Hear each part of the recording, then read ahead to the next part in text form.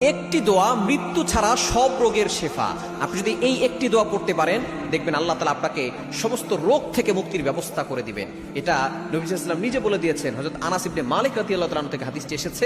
চমৎকার একটি দোয়ার কথা নবী সাল্লাল্লাহু আলাইহি ওয়াসাল্লাম বলে দিয়েছেন, যে ব্যক্তি এই দোয়াটা পড়বে আল্লাহ পাক রব্বুল আলামিন তার সকল অসুস্থতা দূর করে দিবেন। মনে রাখবেন, সুস্থতা হচ্ছে আল্লাহর পক্ষ থেকে বড় একটি নিয়ামত। আপনি সুস্থ থাকতে পারলে আল্লাহর ইবাদত করতে পারবেন, আপনি অসুস্থ হয়ে পড়লে পরিপূর্ণভাবে আল্লাহর ইবাদত করতে পারবেন না। হযরত মূসা আলাইহিস সালাম বড় দয়ীফান, তবে এখানে শিক্ষণীয় বিষয় রয়েছে।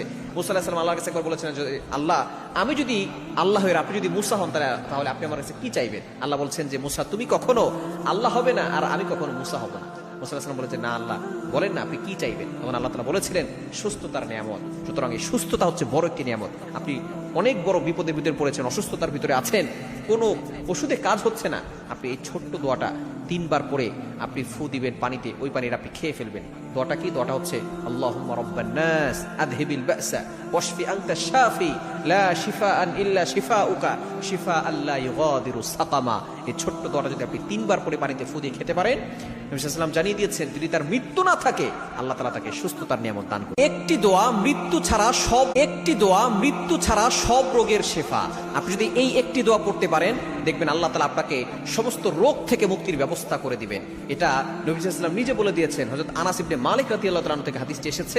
চমৎকার একটি দোয়ার কথা নবী সাল্লাল্লাহু আলাইহি ওয়াসাল্লাম বলে দিয়েছেন, যে ব্যক্তি এই দোয়াটা পড়বে আল্লাহ পাক রব্বুল আলামিন তার সকল অসুস্থতা দূর করে দিবেন। মনে রাখবেন, সুস্থতা হচ্ছে আল্লাহর পক্ষ থেকে বড় একটি নিয়ামত। আপনি সুস্থ থাকতে পারলে আল্লাহর ইবাদত করতে পারবেন, আপনি অসুস্থ হয়ে পড়লে পরিপূর্ণভাবে আল্লাহর ইবাদত করতে পারবেন না। হযরত মূসা আলাইহিস সালাম বড় দয়ীফান, তবে এখানে শিক্ষণীয় বিষয় রয়েছে।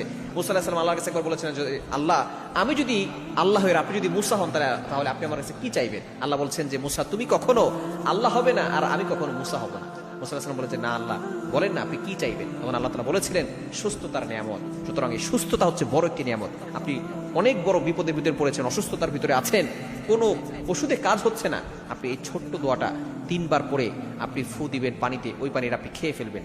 দোয়াটা কি? দোয়াটা হচ্ছে আল্লাহুম্মা রাব্বান নাস আযহিবিল বাসা ওয়াশফি আনতা শাফি লা শিফাআন ইল্লা শিফাউকা শিফাআন লা ইউগাদিরু সাকামা। এই ছোট্ট দোয়াটা যদি আপনি 3 বার পরে পানিতে ফু দিয়ে খেতে পারেন, নবী সাল্লাল্লাহু আলাইহি ওয়াসাল্লাম জানিয়ে দিয়েছেন, যদি তার মৃত্যু না থাকে আল্লাহ তাআলা তাকে সুস্থতার নিয়ামত দান করবেন। একটি দোয়া মৃত্যু ছাড়া সব রোগের শেফা। আপনি যদি এই একটি দোয়া পড়তে পারেন, দেখবেন আল্লাহ তাআলা আপনাকে সমস্ত রোগ থেকে মুক্তির ব্যবস্থা করে দিবেন। এটা নবী সাল্লাল্লাহু আলাইহি ওয়াসাল্লাম নিজে বলে দিয়েছেন। হযরত আনাস ইবনে মালিক রাদিয়াল্লাহু তাআলা থেকে হাদিসটি এসেছে।